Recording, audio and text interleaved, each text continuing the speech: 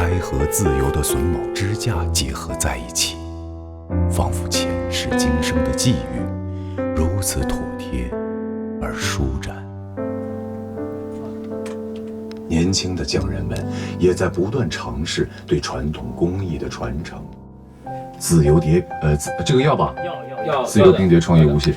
气声不用那么多。好，声音在。现在我觉得就特别性感。声音还可以年轻一些的吗？与平淡淳朴的木头一见如故。旁白就是站在这个郑爸爸的一个朋友的一个角度去说。Hello， 大家好，我是赵前景，由我担任配音导演的《爸爸的木匠小屋》第3季，将于7月22日在哔哩哔哩独家播出，每周3、周4晚上7点半，让我们一起放慢脚步，走进慢生活下的木心匠魂。